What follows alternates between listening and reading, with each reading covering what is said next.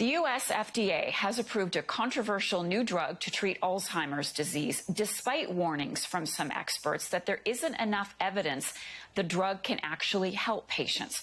The drug, aducanumab, is the first approved treatment that attacks the disease process of Alzheimer's disease instead of addressing dementia symptoms.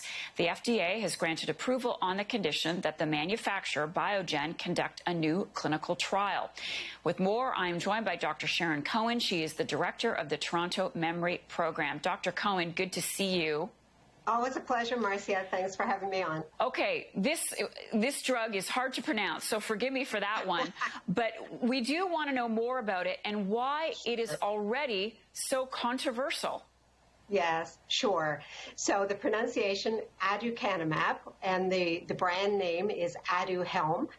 It is an anti-amyloid antibody.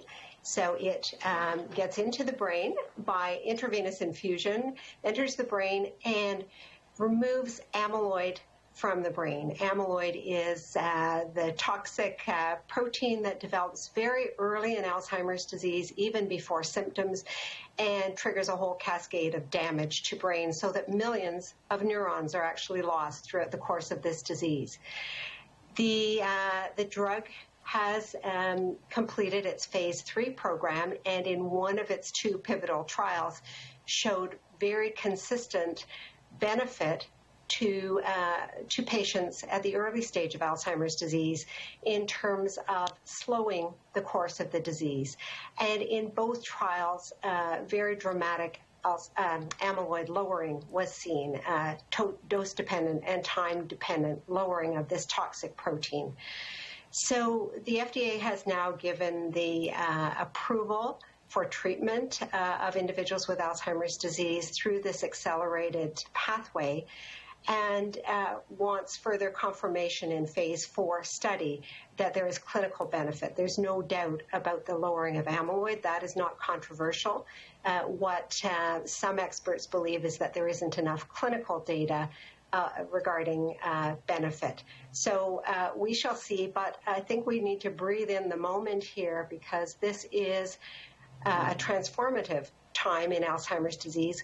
We've had no new treatments in 16 years or more, since 2003 for Alzheimer's disease, and we've never had a disease-modifying treatment, so a treatment that actually targets the underlying pathology of the disease in the hope of slowing progression.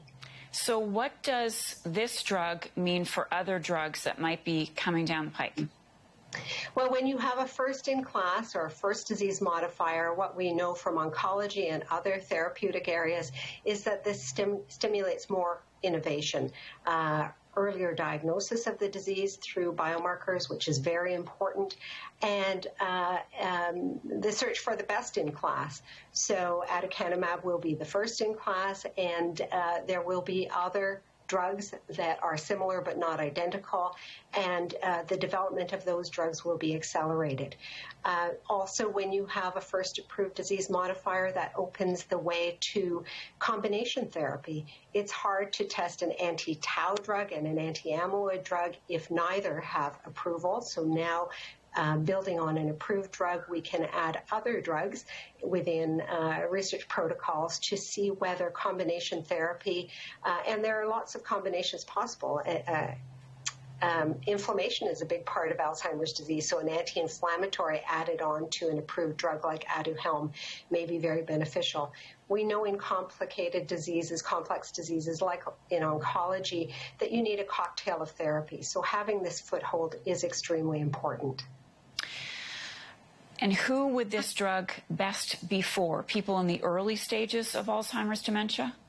Yes, I believe so. That's what the phase 3 program dealt with. It enrolled individuals with mild cognitive impairment due to Alzheimer's disease and mild Alzheimer's disease dementia. The FDA label has left it wide open and up to experts and payers to decide who within the Alzheimer's spectrum should have the disease. But if we go by the phase 3 program, it is people in the early stages where we think slowing of disease can really make a difference in terms of quality of life. You know, people in early stage disease are still living in the community. They're still functioning in the MCI stage. They may still be working, banking, driving, contributing to their family and society. So these are the stages that I believe should be targeted with this drug. Dr. Cohen, thank you so much. As always, great to see you. We'll see you again soon. Always a pleasure, Marcia. Thank you. Take care. Take care. Bye-bye. Just